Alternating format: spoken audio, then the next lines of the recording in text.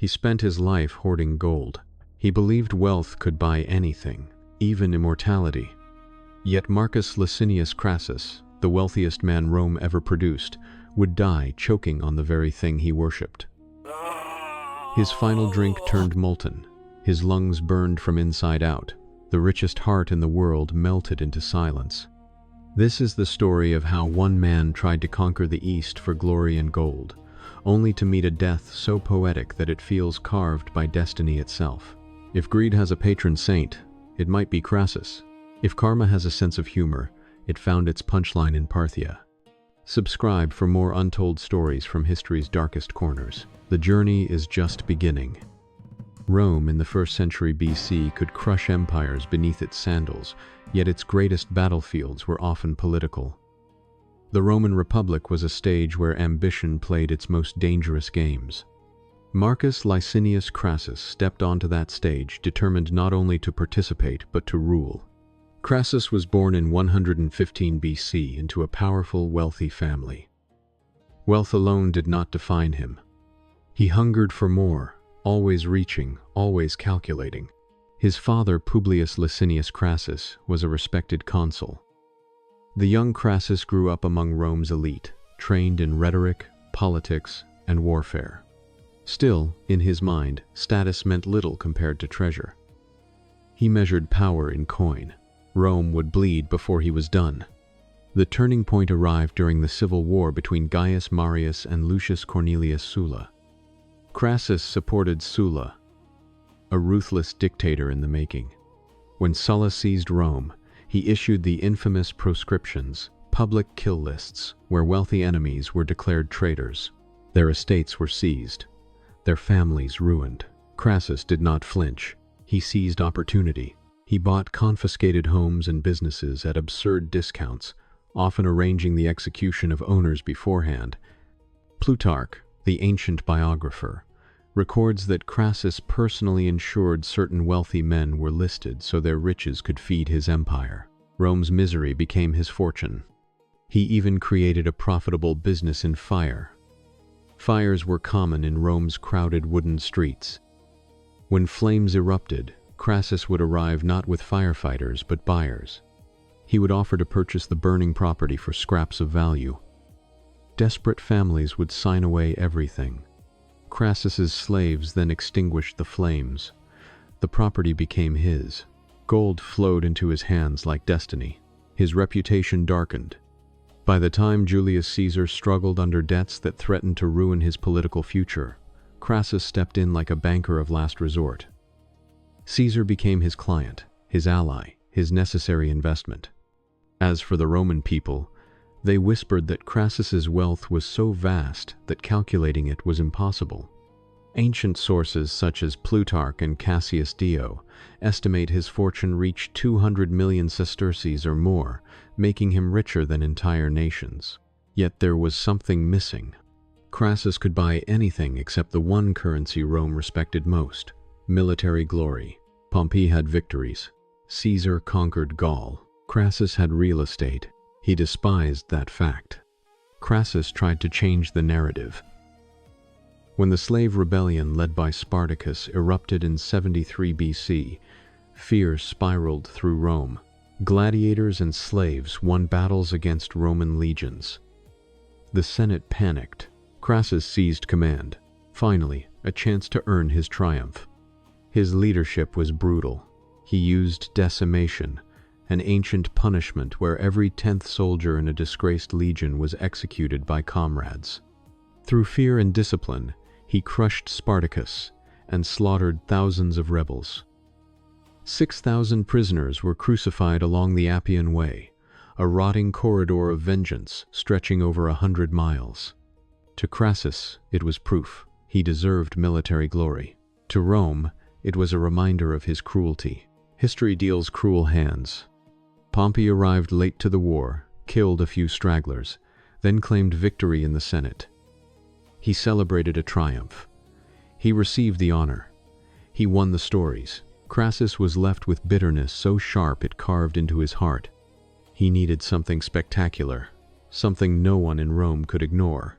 Crassus joined forces with Pompey and Caesar, in an alliance that would reshape Rome. The first triumvirate bound three ambitions together. Caesar would get command in Gaul. Pompey would secure power in Rome. Crassus would gain wealth and military opportunity. United, they held Rome hostage through influence and money. Caesar thrived in Gaul, carving his legend into history. Pompey remained the Senate's favorite son. Crassus watched his partners become immortal while he stayed mortal. He was rich enough to swim in gold. He was poor in fame. This imbalance gnawed at him every night. A man who had everything could not bear having less than Caesar. Ancient historians like Plutarch tell us Crassus longed for a conquest to match Alexander the Great. He studied maps of the East, his eyes locked on Parthia, a wealthy kingdom. Silks, spices, gold. Crassus believed conquering Parthia would fill the one hole in his life. He thought destiny awaited him there. In 53 BC, Crassus marched east with over 40,000 legionaries, veterans, confident and loyal. The Senate had not approved the invasion. It was Crassus's personal ambition, the opportunity to reshape his legacy. The Parthian Empire watched Rome with amusement and suspicion. They were heirs to ancient Persia, not barbarian tribes to be intimidated. Their generals understood mobility and terrain like artists. Their leader on the battlefield would be Spartacus, a nobleman, brilliant, charismatic, terrifying. Plutarch described him as a man second to the king, taller than the average Roman soldier, a warrior who painted his victories across deserts. Crassus ignored advice from Roman allies who urged caution. He refused to listen. He refused to wait. He feared Pompey and Caesar would achieve something greater while he hesitated. Greed does not like patience. The desert near Carrhae, in modern-day Turkey, became the graveyard of a dream. The Parthians used cavalry archers and heavily armored cataphracts. They galloped in circles around the Roman infantry, raining arrows from composite bows that pierced shields and armor. Crassus tried to advance, but the horses always retreated just out of reach. The Romans baked beneath a violent sun. Thirst shredded their throats.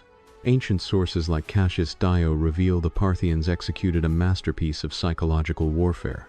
Drummers thundered war rhythms. The echo rolled across the sands like doom. Then came the moment that shattered Crassus. His son Publius led a cavalry attack, hoping to break the Parthian lines. Spartacus anticipated it. Publius and his horsemen were surrounded. Every Roman arrow missed. Every Parthian arrow found its mark. Publius fell. His head was cut off and mounted on a spear. The Parthians returned it to Crassus as a message. The richest man in Rome watched his future die before his eyes. Morale broke. Rome's invincibility crumbled like sand between fingers. By nightfall, thousands of Roman soldiers lay silent, choked by dust and arrows. Rome had not experienced a defeat this crushing since Hannibal. Crassus's dream was burning around him. The remnants of Crassus's army tried to retreat, a shattered force crawling through the desert. Crassus agreed to negotiate terms with Spartacus. Accounts differ on what happened next. Crassus may have resisted a humiliating peace. He may have been deceived. Rage, confusion, fear. The situation exploded. His guards were cut down. Crassus was seized. Rome's wealthiest titan was now prey. Parthian soldiers mocked him. They called him a merchant, not a general. A banker who thought he could purchase victory. His gold could not save him now. Not even a single coin. Ancient historians give us the haunting final scene. To punish his greed, to mock his hunger, to create the perfect symbol, they melted gold, boiling, shimmering, glowing like the sun that had scorched his army. Then they forced Crassus to swallow his obsession. Some stories say it filled his throat, others that it poured into his lungs. All agree that the screaming was short. We do not know how long he survived after the metal entered his flesh. Only that death came from within. Nothing could be more poetic. The man who believed gold could buy everything died devoured by it. His head was later sent to the Parthian king as a trophy. Some sources even claim it appeared in a stage play mocking Rome. Crassus's lifeless face used as a prop. His wealth remained in Rome, untouched, useless, cold. Crassus believed wealth was power. He misunderstood the difference between possessing gold and possessing glory. His death marked more than the end of a man. It shattered the triumvirate. Pompey and Caesar would soon clash in a civil war that ended the Republic itself. Rome shifted from a nation ruled by senators to an empire ruled by emperors. Crassus' failure helped turn Rome toward tyranny. 3 men held Rome's fate. One died swallowing gold. The others drowned the world in blood. There is a legend told quietly in the halls of history. If a man builds his life only upon gold, then gold becomes his master. Crassus was not evil by accident. He believed money could buy safety, loyalty, respect, immortality. History proved otherwise. Plutarch wrote that Crassus was never satisfied, like a man trying to fill a bottomless pit. His ambition consumed him until the only thing left to feed on was himself. He wanted a story where the richest man in Rome became the greatest conqueror in the world. People remember him instead as the man who died choking on his greed. Don't forget to subscribe and stay curious. New chapters await in the shadows of the past. Until then, remember, be careful what you worship. One day, it may want to be fed.